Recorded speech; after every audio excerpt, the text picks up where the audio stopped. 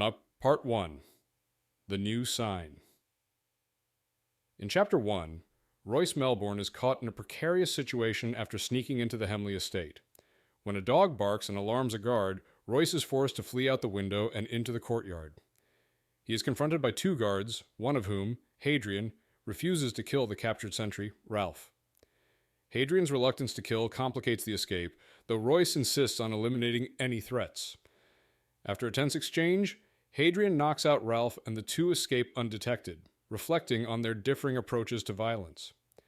Royce plans to return later, convinced of the need to be thorough. In Chapter 2, Royce and Hadrian travel together, with Hadrian's incessant chatter about mundane topics only interrupted by rain, which silences him.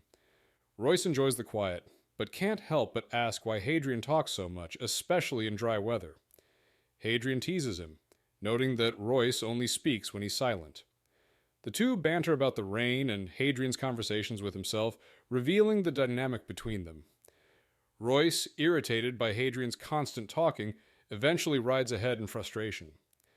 Despite the tension, the journey continues with the two traveling side by side through the wet landscape. In Chapter 3, Royce, Hadrian, and Gwen return to the lower quarter of Medford, where the spring rains have turned the street into a muddy mess. The group stands outside the newly renovated tavern, the Rose and the Thorn, reflecting on its improvements. Gwen expresses sadness over the loss of someone named Rose, and Royce tries to reassure her. The conversation shifts to Hadrian's good deeds, which Gwen supports, and Royce's frustrations with them. Meanwhile, the rain intensifies, and Royce points out a group of elves scavenging in the street, while Albert, a wealthy viscount, arrives with news of payment offering to help with expenses. In Chapter 4, Royce, Hadrian, and Gwen are in the dark room, discussing a job that has just been completed. Albert reports that Lady Martell has not reported the theft of her diary, and the scare involving a guard was likely fabricated. Gwen tends to Albert's wet clothes, while Royce and Hadrian probe further into the situation. Albert reveals a new job offering 20 gold tenants plus expenses to protect Lady Nysa Dulgath, a countess in Marinon, who has survived multiple assassination attempts. Royce is reluctant, but the job turns out to be to assess how she could be killed, hired by the Church of Nifron. Part 2. The Artist. In Chapter 1, Sherwood Stowe, a skilled artist, is painting a portrait of Lady Nysa Dulgath, who remains distant and uncooperative during their 2-month sessions. Despite Sherwood's insistence on capturing her true self, Nysa maintains a cold, regal exterior, refusing to reveal her inner self. After a tense exchange, Nysa abruptly ends the session, revealing that she only agreed to the portrait because her late father requested it. As Sherwood continues his work, Lord Fawkes enters, questioning his intentions and suggesting that Sherwood's lingering presence in the castle has more to do with a personal interest in Nysa. Fawkes warns that someone is plotting to kill her, and though Sherwood dismisses his concern, the tension between them grows. Part 3.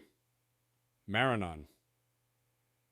In Chapter 1, Hadrian and Royce travel through a stormy northern Avron to the southern region of Marinon, which is known for its wild horses and fertile lands. As they discuss the wild horses, Royce shares his knowledge of the area and its laws, explaining the difficulty of capturing and taming a horse. The duo's mission in Marinon is to protect a noblewoman, Lady Dulgath, but Royce is displeased by the task as he dislikes nobles and their sense of entitlement. Hadrian, ever curious, tries to understand the mission, while Royce contemplates the challenges ahead, knowing they might have to take drastic action. In Chapter 2, Royce and Hadrian travel through a fork in the road, with Royce seemingly distracted by a path leading south. After some tension, they continue upward, passing through a stunning landscape with wildflower meadows and arriving at the village near Castle Dulgath. As they enter, they discover a crowd preparing to boil a priest, Pastor Payne, in tar. Hadrian suggests they intervene, despite Royce's reluctance. They use their swords to intimidate the crowd, forcing them to release the priest. Payne explains that the villagers resent the Nifron Church, and it's revealed that he's their employer, making the situation more complicated. In Chapter 3, Royce and Hadrian meet Pastor Payne, who leads them to a rickety church. The pastor, skeptical of their literacy, assumes they are ignorant because of their violent profession. He explains his struggles with monks and lawlessness in the area, particularly in Medford, where a bishop had recently visited. Payne offers them food and mentions Lady Dulgath, a well-liked young woman, and the recent attempts on her life. He explains the lawlessness in the region and mentions Knox, a sheriff, as well as Lord Christopher Fawkes, who had referred them to Viscount Winslow. Royce remains wary of Payne's casual demeanor. Part 4. Beyond the Sea. In Chapter 1, Sherwood, an eccentric artist at Dulgath Castle, continues his daily routines, including painting Nysa, the Lady Dulgath. While preparing for a session, Sherwood reflects on his unique position in the castle, accepted for his oddities. He's anxious when Nysa is late, fearing their relationship might be strained, but she eventually arrives, dismissing a brief interruption by Sheriff Knox and his associates. They introduce themselves as hired professionals to assess potential threats to Nysa's life. Tensions rise when one of the men, Royce, responds rudely, prompting Sherwood to impulsively throw a bottle, only to have it caught by Royce, escalating the situation. Part 5. Castle Dulgath.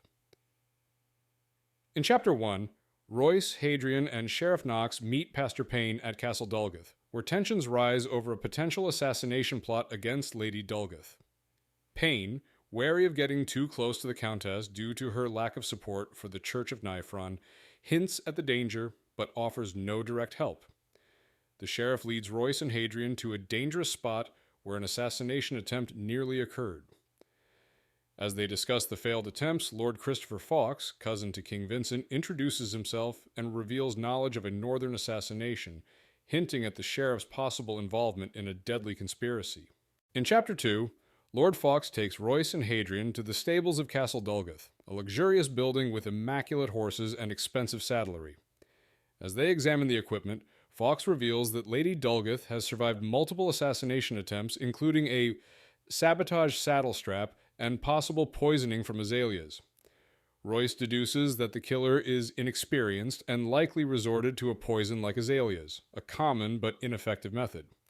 They discuss their next steps, and Fawkes proposes they pose as royal constables sent to investigate the attempts on Lady Dulgath's life, using their authority to investigate further.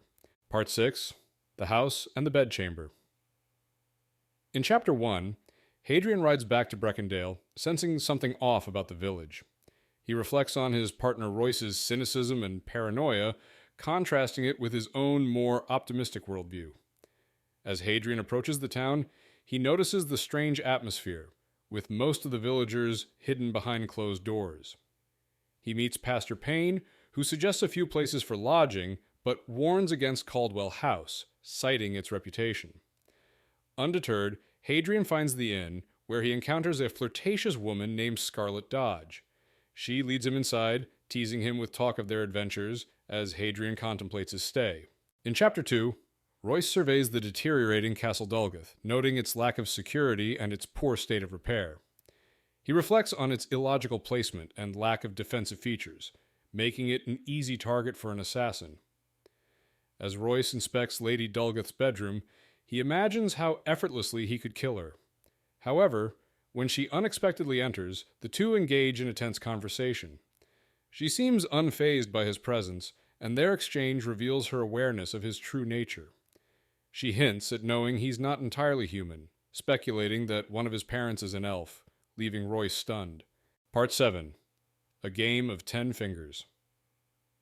In Chapter 1, Royce reflects on his impulsive departure from Lady Dulgath's bedchamber, disturbed by her unexpected comment that one of his parents might be an elf.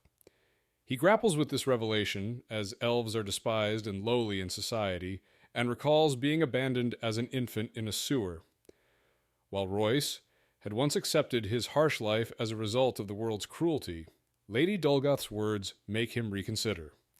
He begins to question whether his abandonment was not due to the callousness of the world, but because of his elven heritage, an idea that unsettles him deeply. In Chapter 2, Royce follows a lead to Caldwell House, where he finds a tense situation and a frightened woman, Feldspar, who reacts with fear upon seeing him. Royce pressures her with his trademark intimidation, using a game of 10 fingers to extract information about Hadrian. He learns that Hadrian is locked in the cellar after being drugged by Feldspar. Despite the dangerous atmosphere, Royce skillfully navigates the situation, using his threat of violence to ensure cooperation from the others in the tavern. Eventually, Royce retrieves Hadrian and instructs the group to take him upstairs, leaving Feldspar shaken but alive. Part 8. Eye of the Hurricane. In Chapter 1, Christopher Fawkes meets with Chamberlain Wells, Sheriff Knox, and Pastor Payne in a stable to discuss their plans for taking control of Dulgath. Christopher pressures Wells to join their cause, emphasizing that Dulgath is stagnant and promising power and wealth if they support him. Despite some resistance and concerns from Wells, particularly about the involvement of assassins and the painter Sherwood, Christopher convinces him to align with their ambitions. Tensions rise as Christopher asserts his authority, even threatening Knox to maintain order. The chapter concludes with Christopher securing Wells' loyalty, setting the stage for his rise to power. In Chapter 2, Sherwood arrives early to his study to find his easel and paints destroyed, with bottles shattered and pigments splattered across the room. He feels overwhelmed by the loss, especially as his depression worsens, threatening to consume him. Lady Dulgath arrives to find the chaos and immediately orders the sheriff to investigate. As they begin to assess the damage, Lady Dulgath expresses her regret, while Sherwood is struck by her concern. He senses a deep mystery within her, and for a moment, he feels a profound connection, believing he may be falling in love with her. Part 9. Theft of Swords. In Chapter 1, Hadrian wakes up in a strange but comfortable room with no memory of how he got there, only recalling being drugged by a woman. Royce is already there, having picked the lock to rescue him after he'd locked himself in.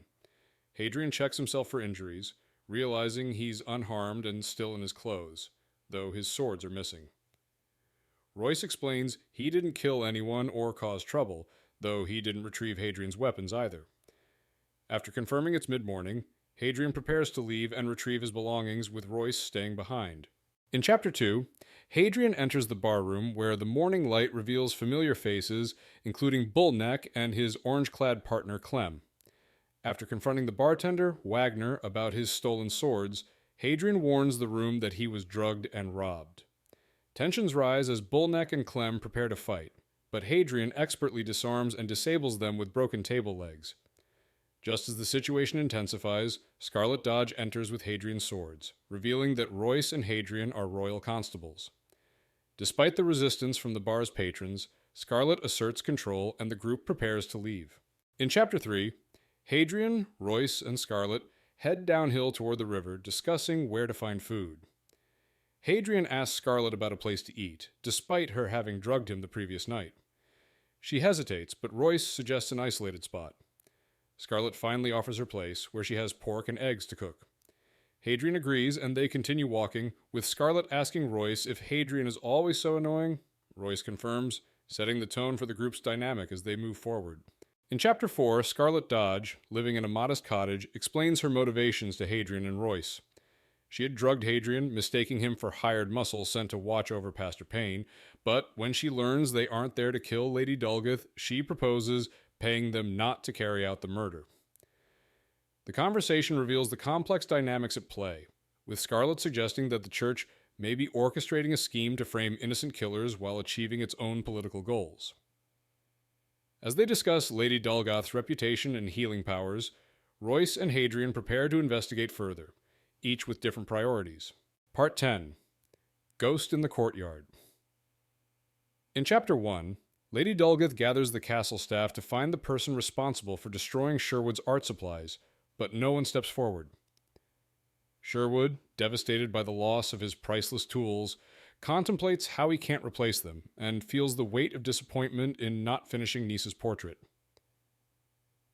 While sitting on a dragon sculpture in the castle's reception hall, Sherwood is approached by Lord Fawkes, who mockingly sympathizes with his situation.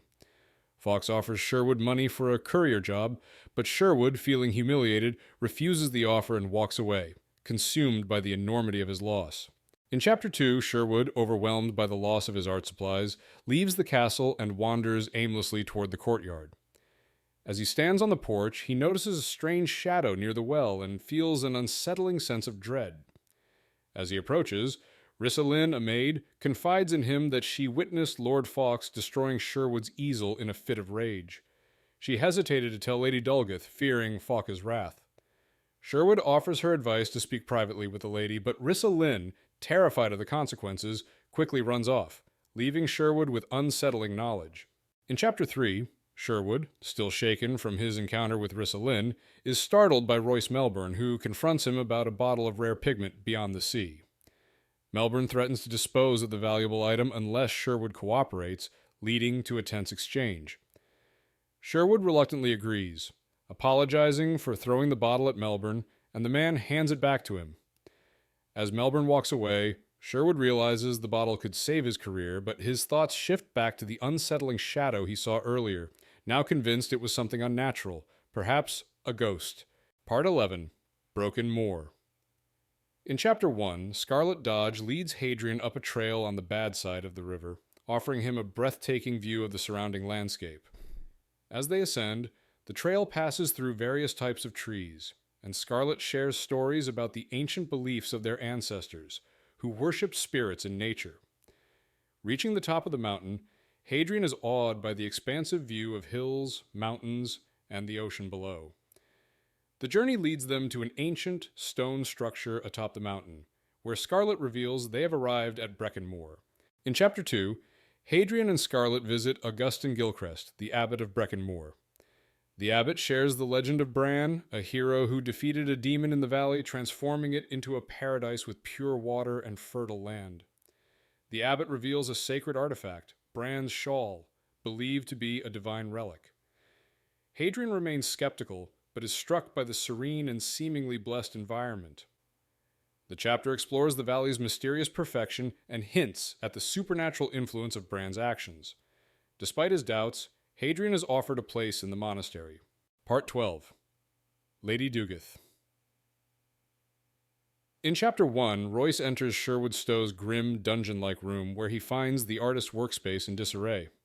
Sherwood is shocked to find his destroyed easel and palette have mysteriously been restored, including a missing paint vial that Royce had taken. Royce questions Sherwood about Lady Dulgath, learning details about her appearance, character, and actions, including her strength and wisdom. Sherwood reveals his infatuation with her, describing her as both confident and sad. Royce concludes that Sherwood isn't a threat to Lady Dulgath, but his fascination with her is clear, and Royce leaves with a lingering curiosity about the portrait Sherwood is working on.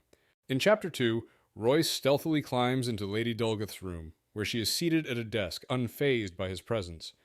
She knows he was hired to kill her, but she isn't afraid. Royce learns that the Church of Nifron wants her dead due to her refusal to align with their beliefs. Despite their attempts, she remains calm, claiming she is protected by a guardian spirit.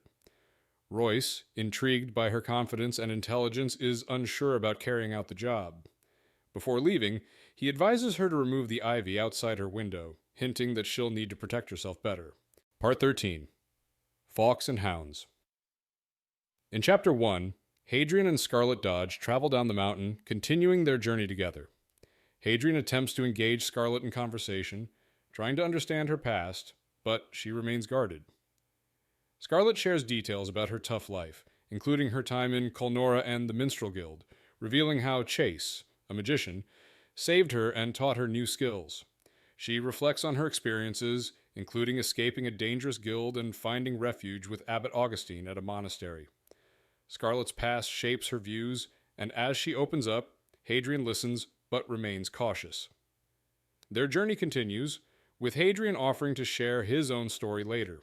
In Chapter 2, Hadrian encounters Royce near the stables and is led into Caldwell House, where unexpected guests, Lord Fawkes and Pastor Payne, are waiting. They discuss plans to kill Lady Dulgath, with Royce outlining methods such as climbing her tower or using a longbow from a distance. Fawkes insists on assurances of trust and attempts to force Royce and Hadrian into a toast. After some tension, Royce refuses to drink, but Hadrian accepts. The conversation is interrupted when 6 armed men burst into the room, knocking Hadrian unconscious. The chapter ends with Hadrian in the dark. Part 14. The Note. In Chapter 1, Sherwood waits in Lady Dulgath's study, suspecting her involvement in a mysterious act of restoration. He reflects on the exactness of his painting tools and his uncertainty about the situation. When Lady Dulgath enters, he thanks her, though he doesn't understand how she repaired his equipment. She denies any knowledge of it, claiming it was simply habit. Sherwood, however, expresses his love for her, feeling an overwhelming sense of relief. Her response is one of pity and sadness, as she reveals that no one, including him, truly knows her. Sherwood is left with a deep emptiness. In Chapter 2, Sherwood enjoys a peaceful lunch in the courtyard of Castle Dulgath, reflecting on the unchanging, perfect weather. He finds solace in a statue of a couple embracing, which he admires for its beauty. Suddenly, Risa Lynn approaches with a note from Lady Dulgath. Before handing it to him, Risa confides her suspicions, revealing that Lady Dulgath died 2 years ago, and the woman he knows is someone or something else. Risa describes unnatural events surrounding Lady Dulgath's survival and near-death experiences. She leaves in anger after Sherwood dismisses her, throwing the note at him in frustration. In Chapter 3, Sherwood prepares for a meeting with Lady Dulgath after receiving a cryptic note, but upon reaching the cliffs, he encounters Lord Fawkes instead. Fawkes reveals that Nysa has chosen another man and taunts Sherwood before challenging him to a duel. The two engage in a fight, with Sherwood realizing that Fawkes is inexperienced in real combat. However, just as Sherwood gains the upper hand, he is shot with a crossbow by Sheriff Knox, hired by Fawkes. Severely wounded, Sherwood is left to die as the men prepare to dispose of his body, dragging him toward the cliff's edge. Part 15. The Painting. In Chapter 1, Christopher Fawkes, a man of empathy, loathes King Vincent Pendergast, whom he sees as the embodiment of everything vile. At a gathering in Lady Nysa Dulgath's castle, Christopher becomes suspicious when King Vincent requests to see a portrait painted by Sherwood Stowe, who has gone missing. Nysa reveals that Stowe had not completed the portrait, and when the king sees it, he is enraged by its disturbing depiction. Afterward, Christopher discovers the portrait shows a demon inhabiting Nysa's body, and the painting may have been the cause of Stowe's death. Lady Dulgath's true nature is now exposed. Part 16. The Road South. In Chapter 1, Hadrian wakes up in a cramped wagon with his wrists manacled and a painful collar around his neck. Royce, also chained, informs him that they've been drugged and captured. They are being transported to Manzant, a notorious salt mine turned prison, where survival is brutal. Hadrian is shocked to learn that Scarlet, whom he trusted, is working for their enemies. As they discuss their dire situation, Royce reflects on people's selfishness and Hadrian's tendency to hope for the best. They realize they must escape before reaching the prison, but their chances are slim. In Chapter 2, Hadrian and Royce are in a wagon when they spot Scarlet Dodge, disguised as a man, driving a wagon filled with barrels of beer and ale. She claims she's selling the goods but is questioned by slavers. As tensions rise, Scarlet's true motive is revealed. She's helping Hadrian and Royce escape. After a confrontation with the slavers, Scarlet poisons the alcohol, killing the men. Hadrian is freed from his chains, and Scarlet explains she did it to protect them. Royce is suspicious, but reluctantly accepts her help. The chapter ends with Hadrian and Royce deciding to stay and continue their mission. Part 17. Shervin Garami. In Chapter 1, Christopher Fawkes arrives in the coastal village of Rye, a desolate place filled with impoverished villagers. He is there to meet Shervin Garami, a man accused of murder whom the Sheriff Knox had judged innocent. Garami, a mysterious and hairless man, specializes in killing old ones, ancient creatures, and is introduced as a potential assassin. Despite his strange demeanor, Garami is deemed suitable for an assassination job against Lady Dulgath, a dangerous and possibly demonic figure. Using a powerful crossbow, Garami demonstrates his skill by hitting a target, confirming his effectiveness for the mission. In Chapter 2, Christopher and his companions leave Shervin behind to complete his rituals. Christopher, a man of action, plans for his future as an earl, focusing on dismantling obstacles like Knox and Wells, and rebuilding Dulgath. He envisions expanding Dulgath by annexing the neighboring Manzer province. Along the way, he shares a moment with Risa Lynn, who reveals her fear of Lady Dulgath's possession. Despite initially showing compassion, Christopher ultimately pushes Risa Lynn off a cliff, disposing of her quietly. Reflecting on her fate, he continues on his journey with Knox, contemplating the tragic irony of their lives. Part 18. Broken Bones. In Chapter 1, Hadrian, Royce, and Scarlet clean up after dealing with a group of slavers, ensuring no trace is left behind. As they travel, Hadrian learns more about Royce's past, including a reference to a prison in Manzant, but Royce remains tight-lipped. Scarlet explains her role in the poison plot and the people involved, revealing the strain of her actions. They stop for the night, and despite the tension between them, Scarlet helps Hadrian with his injury. The chapter ends with the two sharing a quiet moment, each grappling with their motivations and the uncertain road ahead.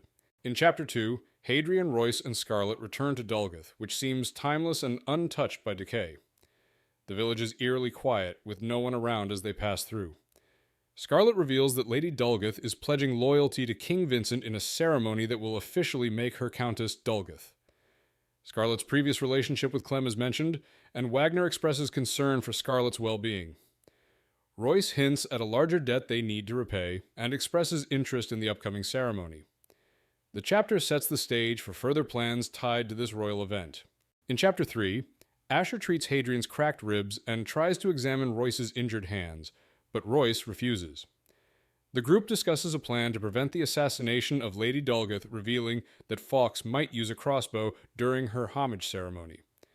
Royce insists they leave immediately, but Asher forces Royce to let Hadrian set his broken hand. Scarlet insists on joining the mission, offering her knowledge of Lady Dulgath and vouching for the group. Royce allows her to come, and Scarlet reveals her past connection to the Diamond Guild. The chapter sets up their dangerous plan for the ceremony. Part 19. Pageantry. In Chapter 1, Christopher Fawkes stands on a cliff above Castle Dulgath, reflecting on his troubled past, including the death of Sherwood Stowe. He meets with Bishop Parnell, who warns him that failure to kill Lady Dulgath will ruin him. Parnell reminds Christopher of the church's support in exchange for success and control, and outlines the consequences of failure: disgrace, arrest, or death.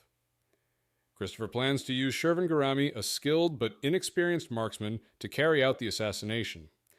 The chapter sets up Christopher's desperation and the high stakes of the mission he must complete. In Chapter 2, the courtyard of Castle Dulgath is transformed for a public ceremony where King Vincent will appoint Lady Nysa Dulgath as the new steward.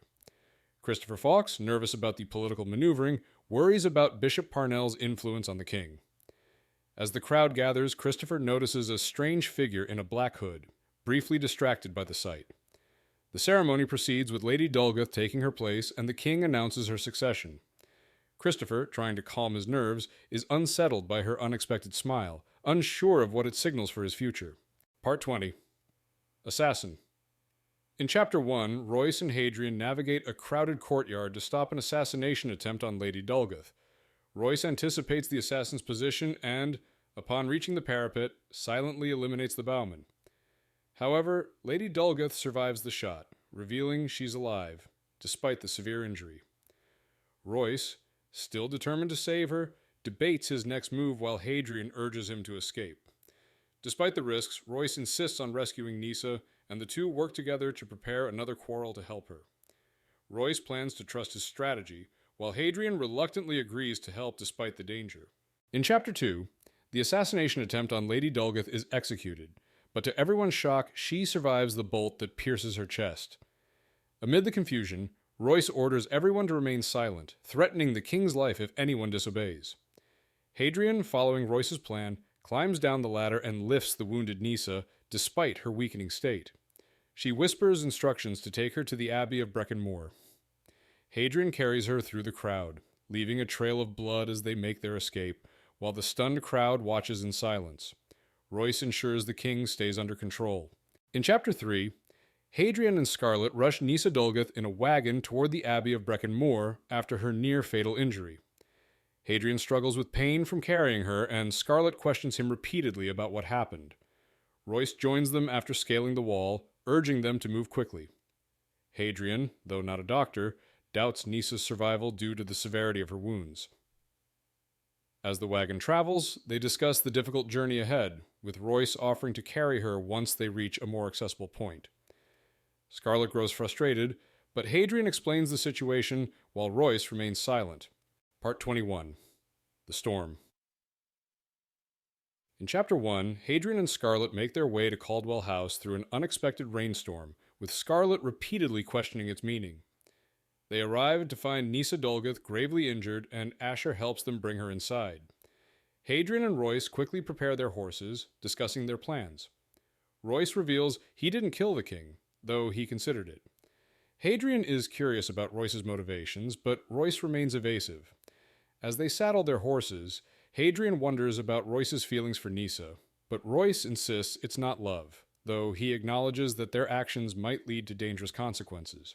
In Chapter 2, Hadrian and Royce rush to the wagon with Nysa Dulgath, where Asher pronounces her dead. However, Nysa unexpectedly speaks, asking to be taken to the abbey. Hadrian, in pain from carrying her, gets help from Clem and Jill to lift her onto Royce's horse. Scarlet appears, insisting on joining them, but Hadrian urges her to stay hidden to protect her involvement. Royce leads the way to the abbey, instructing Hadrian to follow after crossing the river and taking the trail uphill, as the storm intensifies, signaling the time is running out for Nysa. In Chapter 3, Christopher prepares Lady Dulgath's horse, Derby, as a search party gets ready to chase after the rogues who are believed to have attacked her. The king is furious and determined to find them, despite Sir Jacobus and Sir Dathan's concerns.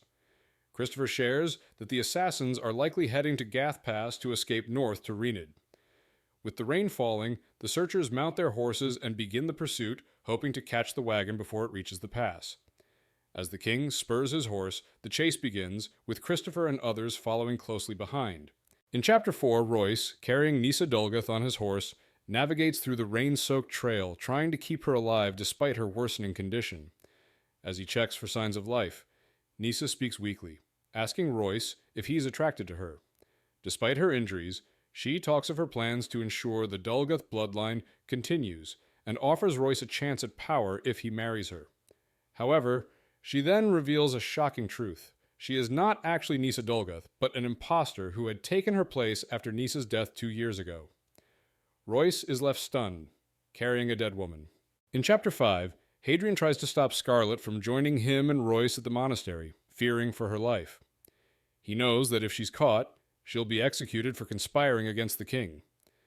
Scarlet refuses to listen, struggling against him, but Hadrian insists she stay behind. As they argue, someone shouts that the king's men are approaching. Realizing they have no time, Hadrian releases Scarlet, who kicks him before fleeing. He quickly mounts his horse and races toward the river and the bridge as the storm intensifies. The tension heightens as the king's forces close in. In Chapter 6, Christopher, with Knox at his side, follows the king's retinue into a dark, stormy village. As the weather intensifies, Christopher believes the storm marks his impending victory, feeling the support of his god, Novron. Realizing the king is chasing the wrong lead, Christopher deduces that Nysa Dulgath is heading to the Abbey of Brecon Moor. He plans to intercept her and kill her, intending to frame the death as a ransom gone wrong.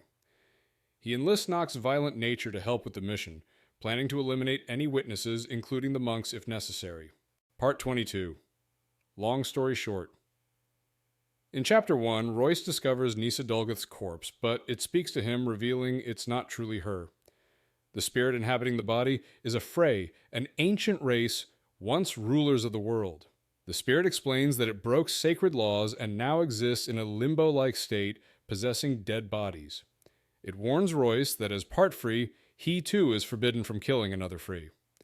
The spirit recounts its past, helping humans, and reveals it is on a mission to reach the monastery where something important is about to happen.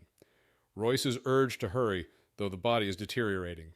In Chapter 2, as a storm rages, Hadrian and Scarlet are ambushed by Lord Fawkes and Sheriff Knox. Despite his injuries, Hadrian fights back, taking down Knox with a well-timed kick. Scarlet attempts to stop Fawkes, but is knocked down and injured. Fawkes and Knox continue their pursuit of Nysa, leaving Hadrian to tend to Scarlet, who has been fatally stabbed. She urges him to save Nysa, believing it is her only chance. Despite his desperation, Hadrian reluctantly leaves her behind, promising to return as Scarlet struggles to hold on. Part 23. Monastery by Night. In Chapter 1, Royce arrives at a monastery with Nysa, who has died during their journey. He hands her body to the monks, feeling both relief and confusion over her mysterious story. Royce is introduced to Abbot Augustine, who thanks him for bringing Nysa. As Royce explores the abbey, he notices strange paintings and begins to suspect that Nysa had a hidden purpose in asking for his help. Royce is interrupted by Fawkes, who claims to have killed Hadrian.